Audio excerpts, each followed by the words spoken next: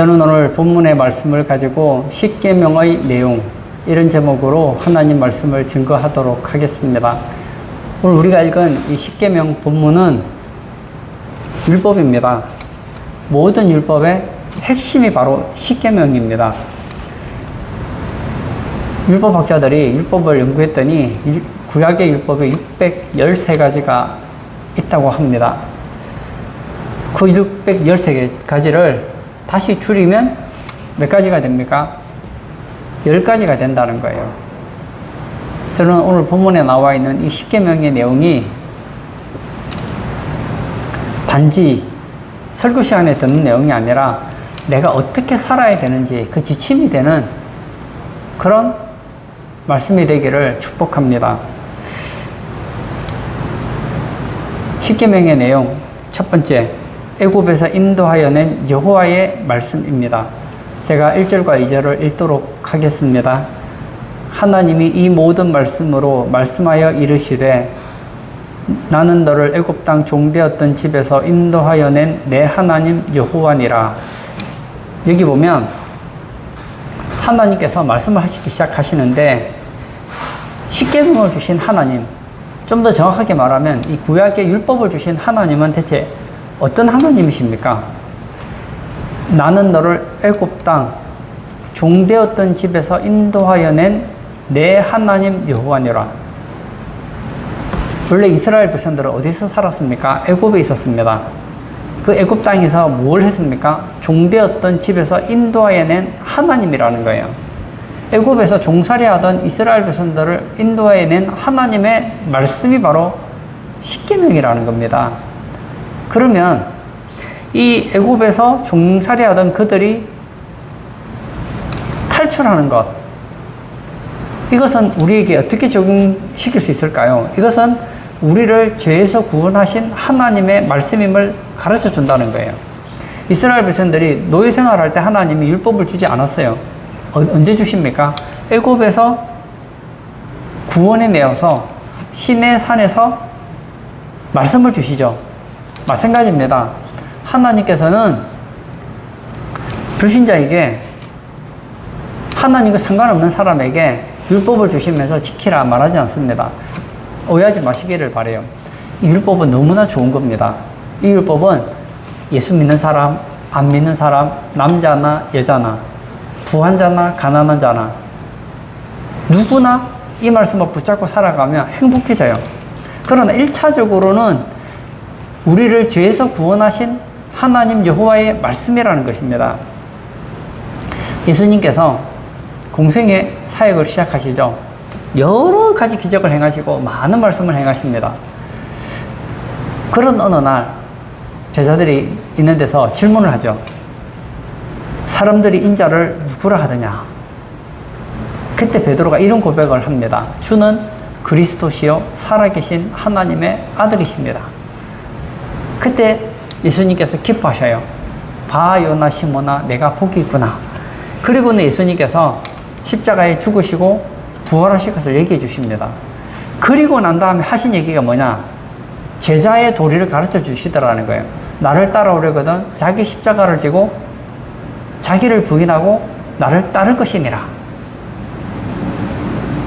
오해하지 마십시오.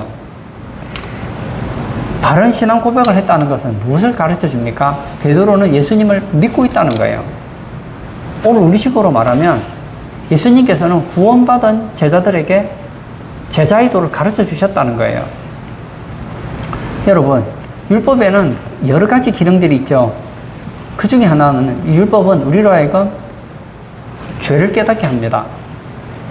예전에 성경에 보면 이 율법을 가르쳐서 이 몽학선생이라 그랬습니다.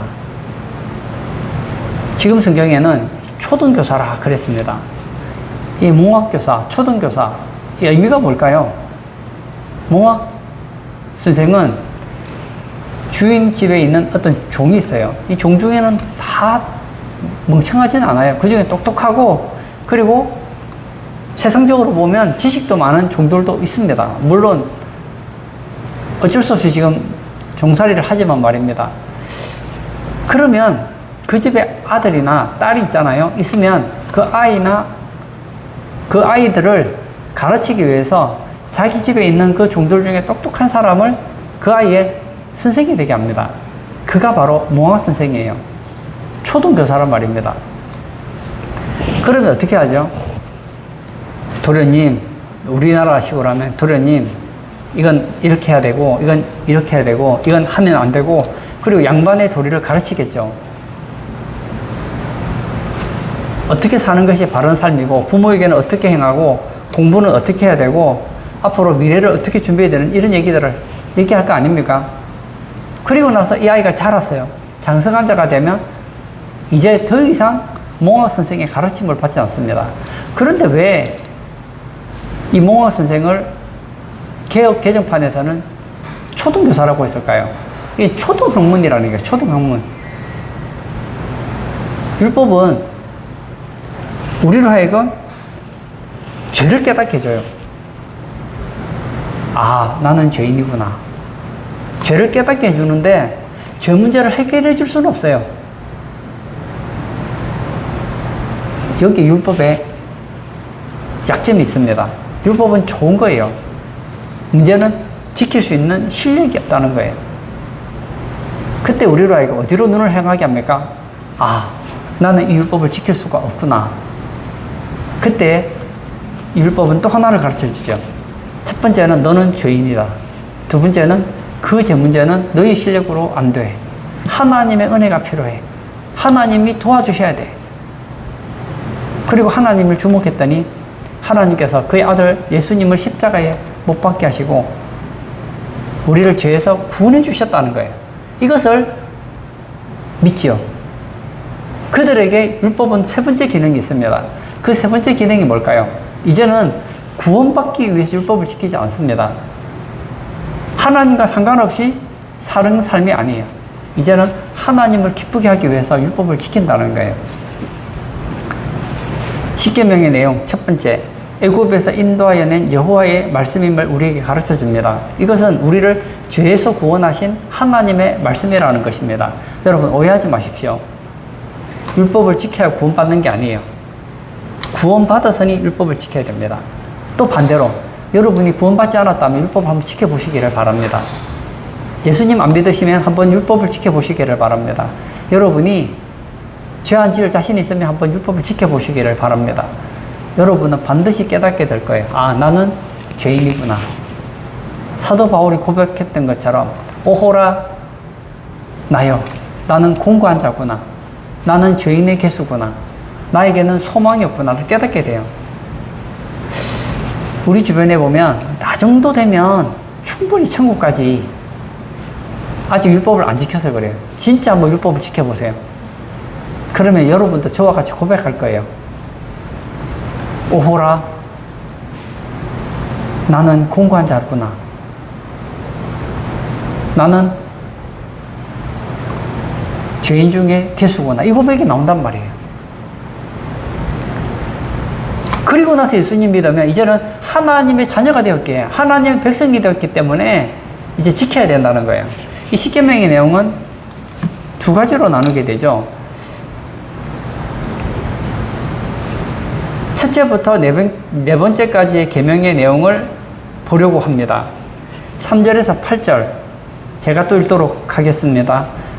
너는 나 외에는 다른 신들을 내게 두지 말라. 너를 위하여 새긴 우상을 만들지 말고 또 위로 하늘에 있는 것이나 아래로 땅에 있는 것이나 땅 아래 물속에 있는 것에 어떤 형상도 만들지 말며 그것들에게 절하지 말며 그것들을 섬기지 말라.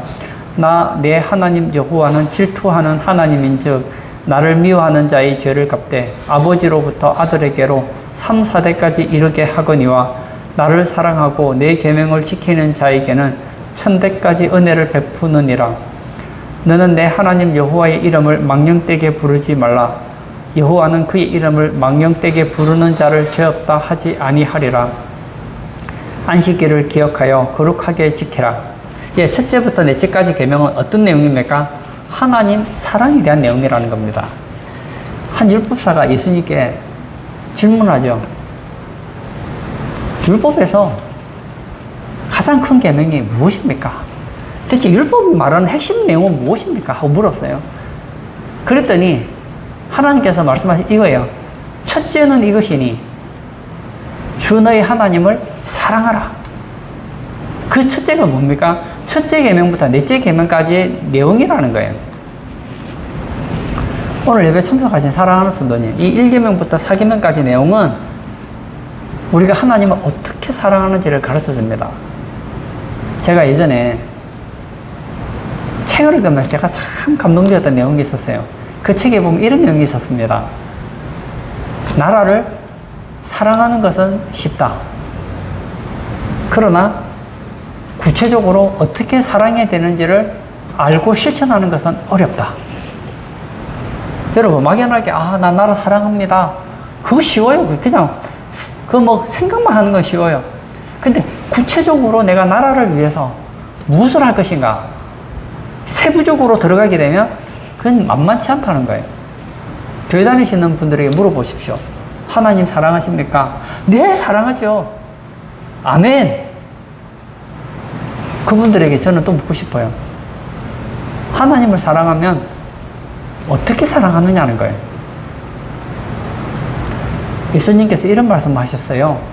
나의 계명을 가지고 지키는 자라야 나를 사랑하는 자니. 예수님은 하나님이시거든요. 예수님의 계명을 가지고 지키는 자가 하나님 사랑하는 거래요. 이 중에 그러신 분 계신지 몰라요. 저는 말씀대로 살지는 않아요. 저는 1계명부터 4계명 내용과 상관없이 살아가지만 하나님 사랑하는 마음은 확실합니다. 저는 얘기해 드리고 싶어요. 성도님은 하나님 사랑하는 거 아닙니다. 하나님 사랑하시면요, 계명을 지켜요. 하나님 사랑한다고 하면서 계명을 무시하는 자는 하나님 업신여기는 자라고요. 구약 성경에 많은 인물들이 나오지 않습니까? 그들이 하나님의 계명을 어겼을 때에, 하나님의 계명을 짓밟았을 때에 하나님께서는 무슨 말씀하십니까? 저들이 나를 멸시했다. 자기들은 사랑했는지 몰라요. 난 하나님 사랑합니다. 단지 하나님 외에 다른 신을 섬겼을 뿐이고, 저는 하나님 사랑하는 마음은 변하지 않아요. 단지 우상을 만들었을 뿐이고, 나는 하나님 사랑합니다. 대신에 우상 앞에 절을 했을 뿐이고, 저는 하나님 사랑합니다. 대신 안식일을 좀 무시했을 뿐이고, 그게 하나님 안 사랑하는 거라니까요.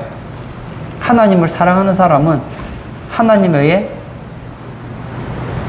다른 어떤 신을 가까이 하지 않습니다. 혹시 우리 성도님들 중에 부적이 있다. 태워버리세요.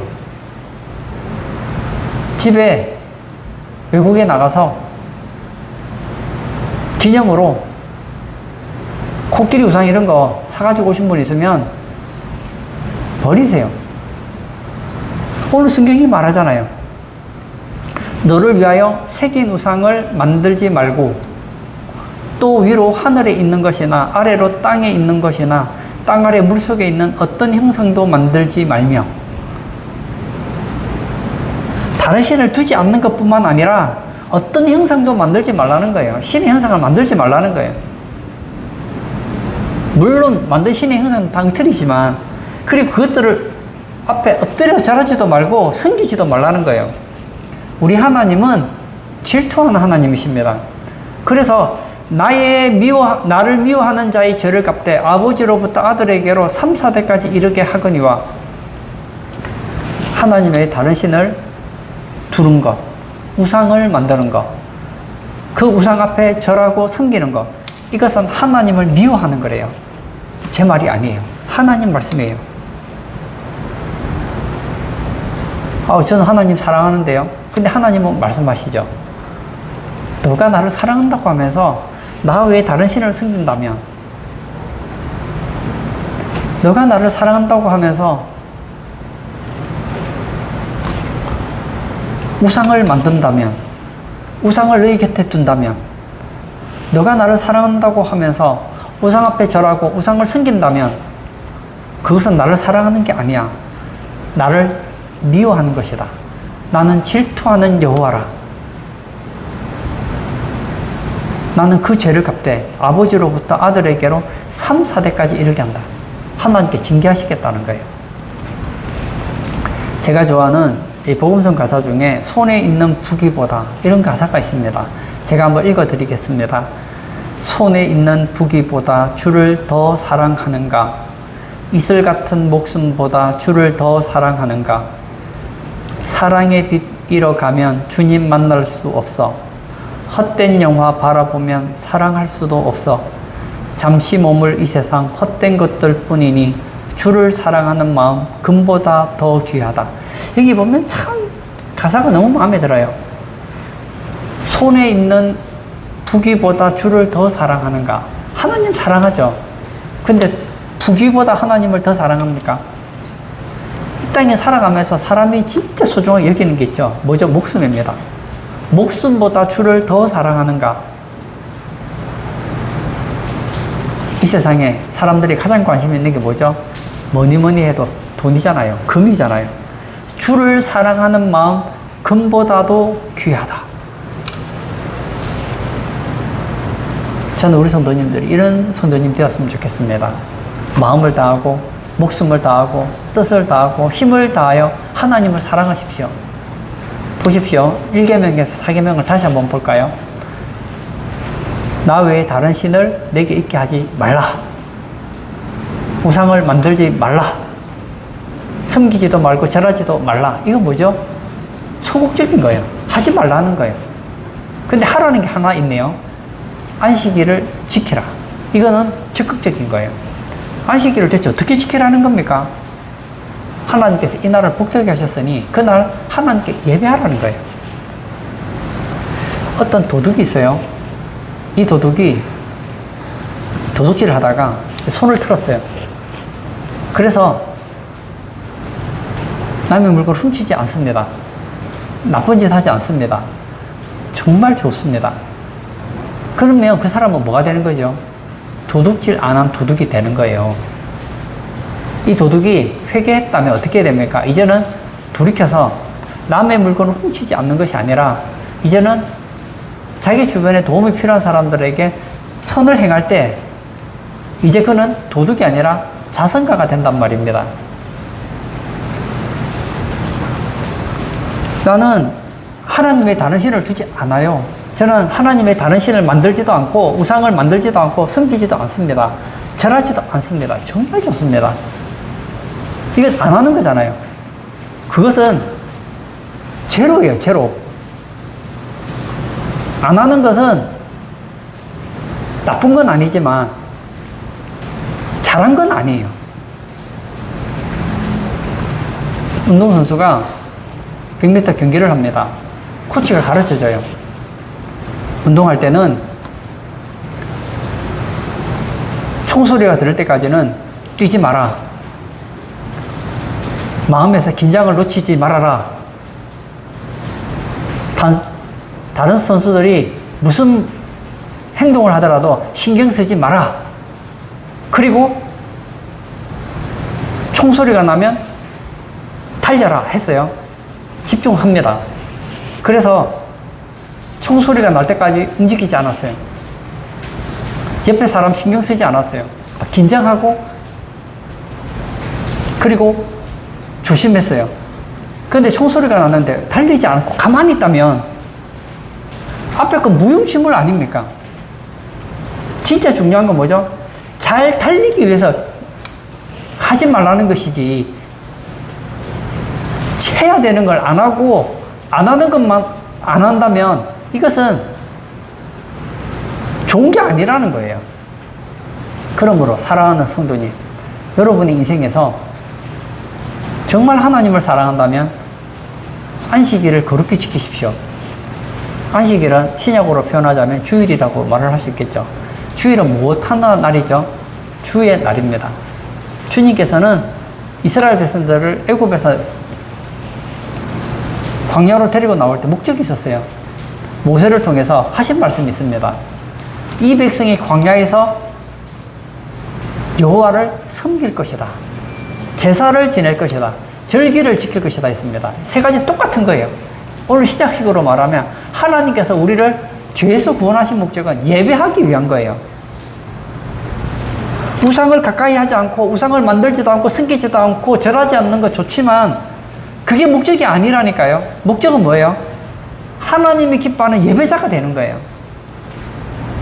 오늘 예배 참석하신 사랑하는 성도님, 저는 우리 성도님들이 평생에 하나님 사랑하시기를 바랍니다.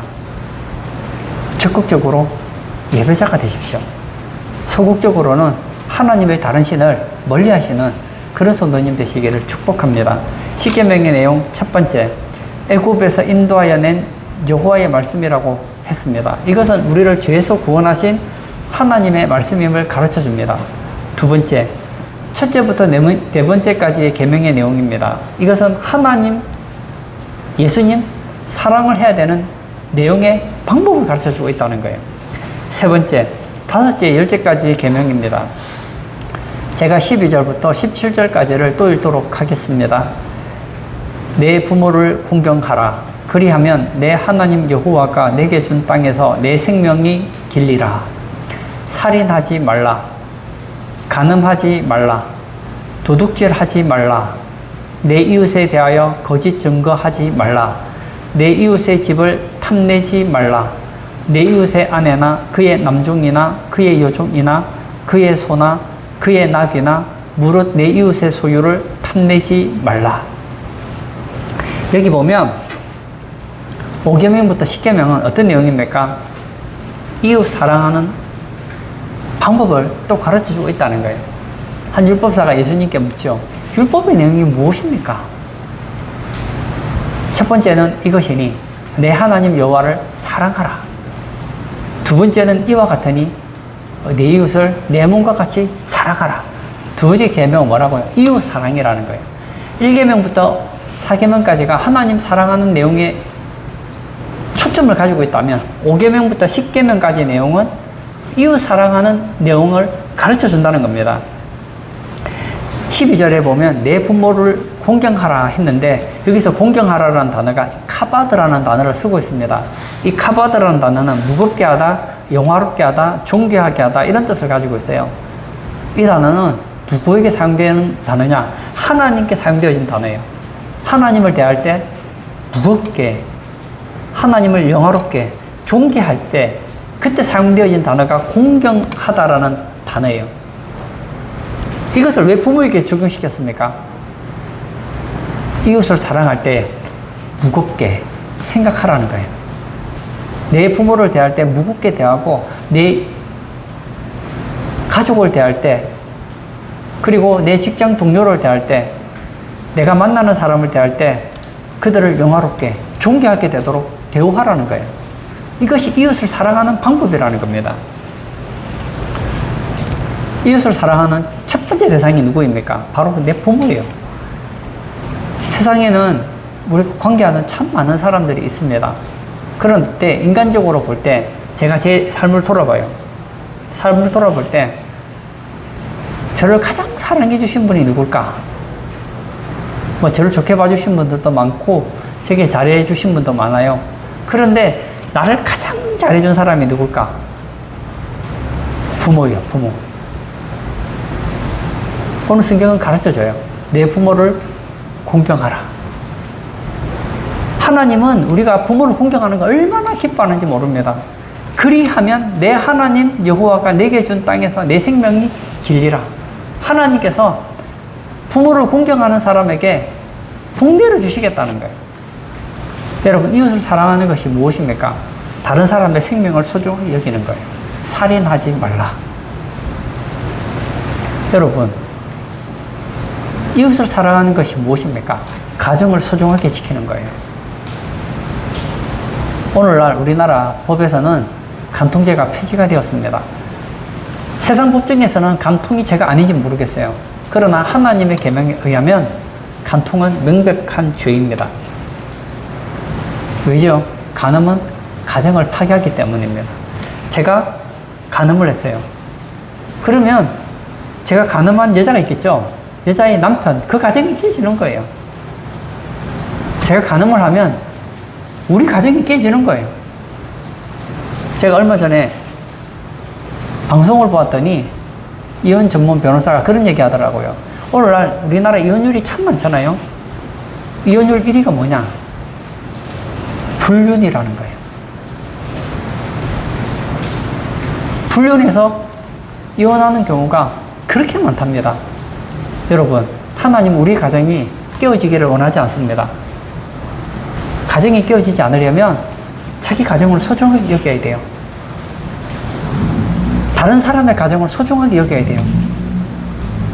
간음은 나의 가정을 파괴하고 이웃의 가정을 파괴하는 거예요. 사랑은 무엇입니까? 다른 사람의 소유를 소중하게 여겨주는 거예요. 어떤 사람이 무엇인가를 가지고 있어요.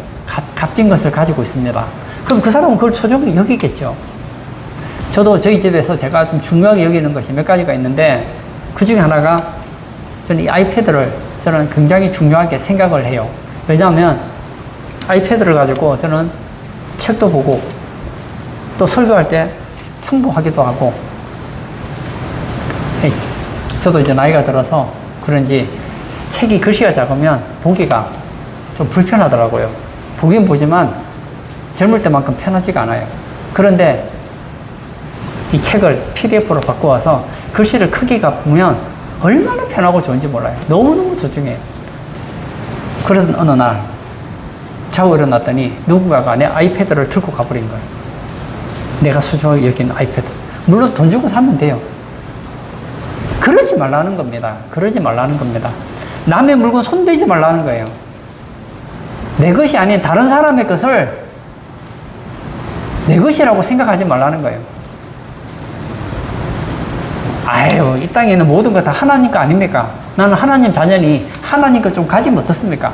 저 사람은 부자니 좀 가지면 어떻습니까? 홍길동처럼 부잣집 좀 틀면 어떻습니까?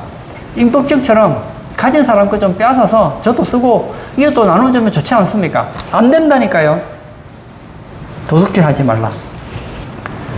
그리고 사랑은 무엇입니까? 상대방을 진실하게 대하는 거예요. 거짓 증거하지 말라고 했습니다. 여러분, 이 주변에 보면, 제가 이 신문을 보면 거짓 뉴스들이 얼마나 많은지 모릅니다.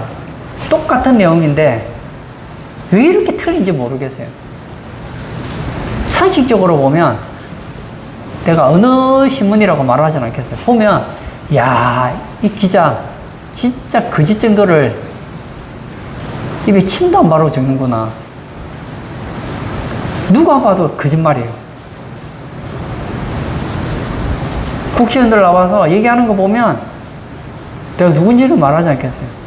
야, 누가 봐도 지금 거짓말인 걸 아는데 아무렇지도 않은 것처럼 과장하고 거짓말하고 다른 사람을 이심 공격하는 그런 걸 보거든요. 그러지 말라는 거예요. 이웃을 사랑하는 것은 다른 사람의 것에 눈독을 들이지 않는 거예요. 내 이웃의 집을 탐내지 말라. 내 이웃과 관계되는 것은 내 것이 아니니 관심 가지지 말라는 거예요. 그의 아내나 남종이나 여종이나 소나 낙이나 이웃의 소유를 탐내지 말라고 했습니다. 오늘 예배 참석하신 사랑하는 성도님, 저는 우리 성도님들이 십자가에서 율법을 보았으면 좋겠어요. 십자가 예수님 못 박히셨잖아요. 박히면 십자가는 어떻습니까? 더하기잖아요, 더하기. 1계명부터 4계명은 하나님과 나와의 관계. 5계명에서 10계명은 이웃과의 관계. 저는 우리 성도님들이 정말 하나님 사랑하기를 바랍니다. 이웃을 사랑하기를 바랍니다. 저는 이웃을 사랑하는데요. 그렇다면 여러분이 가장 사랑해야 될 첫 번째 이웃이 누굽니까? 부모를 공경하는 거예요. 여러분이 이웃을 사랑한다면 이웃의 생명에 소중함을 느끼셔야 돼요. 여러분이 정말 이웃을 사랑한다면 이웃의 가정을 파괴해서는 안 된다는 거예요. 이웃을 사랑한다면 남의 것을 훔치면 안 돼요. 이웃을 사랑한다면 그 사람에게 해가 되는 거짓말을 해서는 안 된다는 겁니다. 뿐만 아니라 내 것이 아니면 아예 욕심도 내지 말라는 거예요. 오늘 예배 참석하신 사랑하는 성도님, 저는 우리 성도님들이 평생에 나는 구원받은 하나님의 자녀로서 하나님을 사랑하고 이웃을 사랑하기 위해서 오늘 본문의 이 계명들을 성령 안에서 성령의 도움으로 지켜나가시는 복된 성도님 되시기를 축복합니다. 이 시간 한번 같이 기도하기를 원합니다. 많은 분들이 하나님을 사랑한대요. 하나님을 사랑하면서 이웃을 미워합니다. 하나님을 사랑하노라 하고 이웃을 사랑하지 않는 자는 하나님을 사랑하는 자가 아니라고 했습니다. 여러분, 하나님 사랑하시면 하나님만 사랑하면 되는 게 아니에요. 하나님을 사랑한다면 하나님이 사랑하는 사람도 사랑해야죠. 이 시간 기도할 때 하나님, 이 계명은 내가 하나님을 어떻게 사랑해야 되는지를 가르쳐주는 내용입니다. 내 평생에 이 10계명을 내 삶의 좌우명으로 삼고 이 10계명대로 하나님을 사랑하고 이웃을 사랑하는 우리 성도님 되도록 다 같이 기도하도록 하겠습니다.